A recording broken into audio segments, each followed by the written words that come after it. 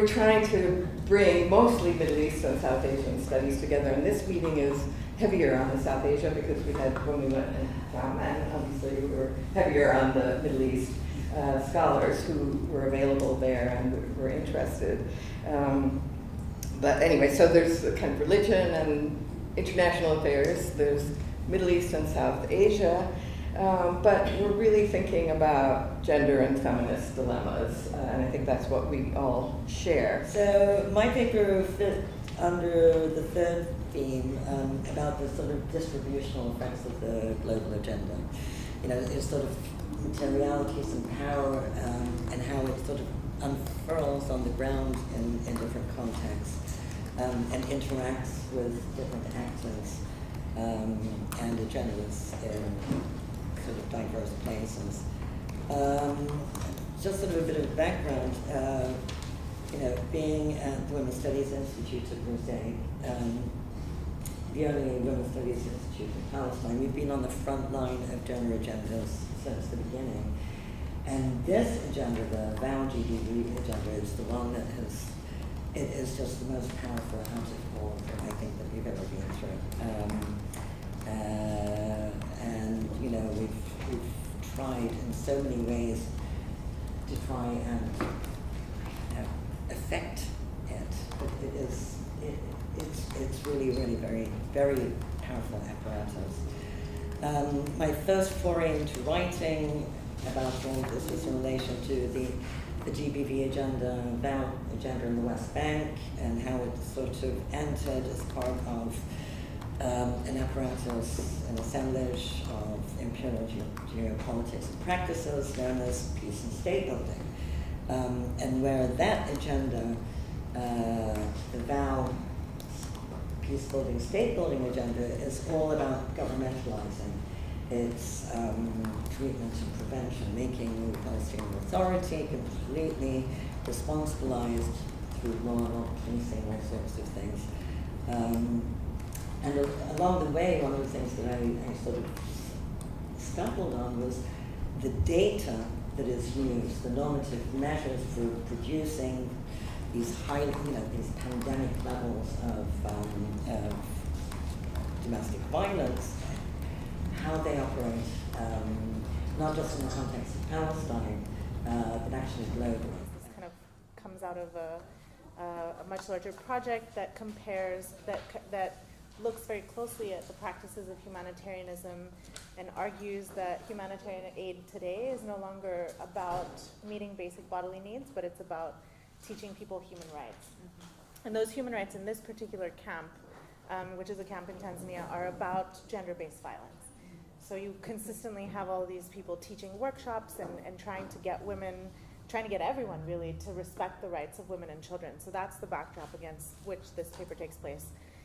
So I started following gender-based violence cases in the camp, and a lot of them centered on cases of what is called fidia, which aid organizations translated as child human compensation, which is the practice of giving a girl child in response to fulfill a debt, usually when someone else has died, but in the camp it had transformed into a more economic transaction for financial debt. And aid workers referred to this as a harmful traditional practice, among other things like widow inheritance and dowry practices. And so the resulting action taken was that they had all these prevention strategies, which were both training programs for refugees, livelihood programs, which didn't actually do anything or provide a livelihood because that was because income generating activities were banned in the name of security. And the flip side of it was these gender-based violence prevention and response centers where women were supposed to go and bring their gender-based violence issues. So this had two effects. One was that the discourse of gender-based violence broadened. So you would have women adopting that language and saying, oh, my husband abandoned me, that's gender-based violence, or like he had an affair, that's gender-based violence. And the second is that gender-based violence could no longer be adjudicated in a local tribunal. So within a gathering of community leaders, it had to then go through these legal channels. So in this paper, I kind of follow the case of a woman who was actually trying to get away from someone who wanted to abduct her into their family, and she was seeking aid through GBV channels. And she keeps coming up against these sort of barriers. So the GBV programs actually produce this impossible reality where women are supposed to go through them, but then, you know, they're beleaguered at every stage. And so I'm arguing here basically that women need to, you know, we all know that they need to tell their story properly, but I'm trying to argue that they actually have to know how to be helped. So it's not just that they need to tell other people what's going on, it's like they need to already know their own solution and advocate for it. And I think this is part of a larger formation that falls under the rubric of participation and empowerment, which is no longer now simply about, you know, involving local community members, but, you know, completely displacing that responsibility into the realm, not just of practice, but of knowledge. And very importantly, I focus on the very destruction of the Iraqi state that was already weakened by the sanction, but still, it was still a functioning state, right? So all the social, educational institutions, you know, healthcare, childcare, state support, jobs, education, etc., all this, you know, has been destroyed, and this is very central to keep in mind. And when we talk about, you know, gender and women's issues, right? And also, when we talk about what is going on right now in terms of the social movements, you know, the lack of access of running water, electricity all over Iraq, and specifically in the south, is something. It is violence. It is also gender-based violence, right? So then I talk about the NGOization of women's rights activism, explaining how the networks of funds have been, you know, shaping the activism, the vocabulary, the initiatives, you know, this توعية or تثقيف, you know, this vocabulary that is actually, you know, all over the Middle East. Yeah, awareness raising and culture raising, you know, all the gender mainstreaming, you know, campaign, etc., and that is present all over the region. And this paper want to focus on the post-ISIS context, the post-2014 context, because really I argue that, you know, things are shifting now since ISIS, since 2014. Things are exacerbated, so the ethno-sectarian violence, but also the very normalization and the institutionalization of, you know, now we have a military state, right? And even more since the election, all the militias, the armed groups that are responsible of killing activists, repressing activists, sending death threat to activists, you know, responsible for, you know, I mean, any radical activist in Iraq is, you know, really, I mean, I think most of them have left since 2014 because these forces now, you know, are elected in the parliament, are, you know, normalized part of the Iraqi state.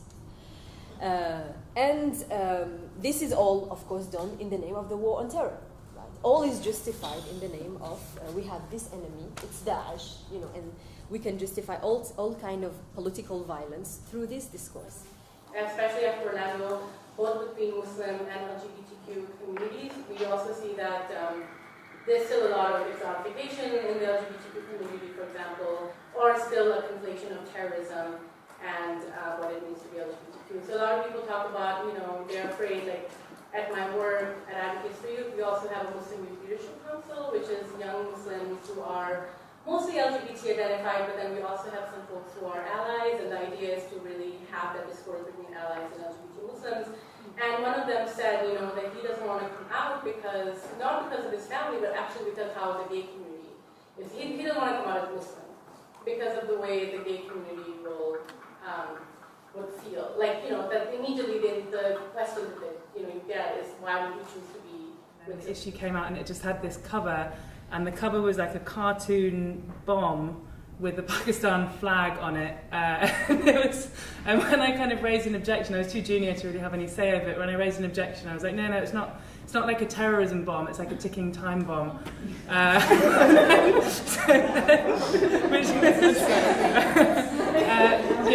that was kind of, so then this issue went to all these people at us, right? Anyway, it was pretty stressful, but I really illustrated, I think, the idea that On the one hand, I'm being told as a kind of junior editor and writer, we're really interested in getting a different kind of picture of this country, and that's what we're interested in, and you know about this and you have contacts in this area, so put that together.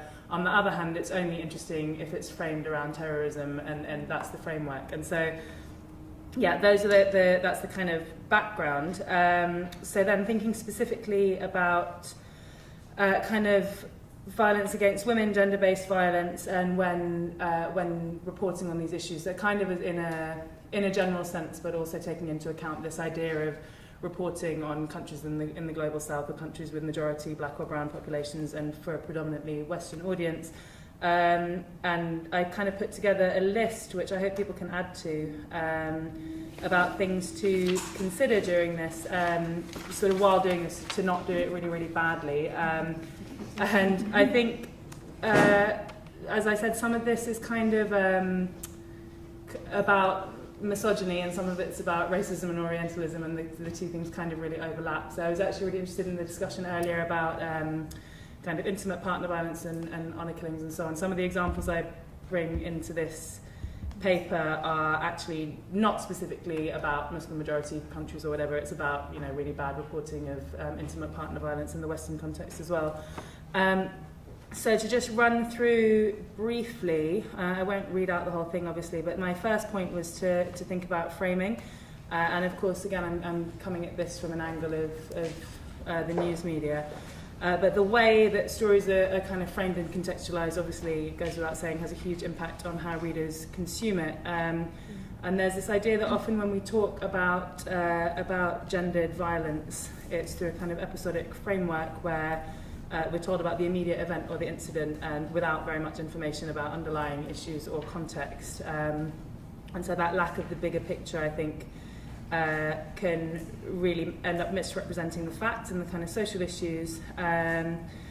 So that is one of the places where I've given the example of how we talk about this within the West. So when we're talking about domestic violence, like there was a study that showed 90% of cases that were reported in the media were presented as isolated incidents. They weren't placed in any kind of context that this is a big social problem.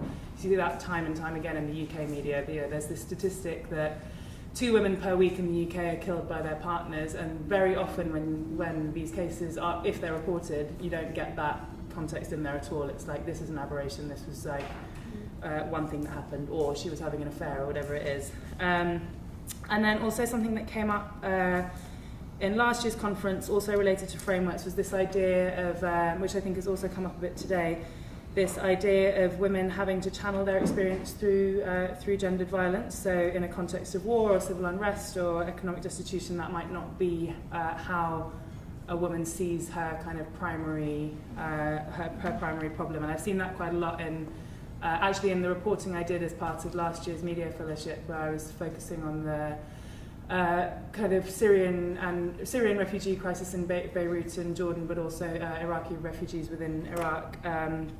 So often women have to, you know, this has come up today, kind of channel their experiences in a particular way in order to access support. So it's much easier to access support, you know, cash assistance, for instance, which lots of NGOs or the UN will give. You can access cash assistance if you're a GBV survivor, but not necessarily if you're just destitute and you need to feed your kids. And so that's kind of how you have to frame it. So I think that's also just really important in terms of journalism as well, that you're expected to provide certain kinds of stories, and is that the most important thing?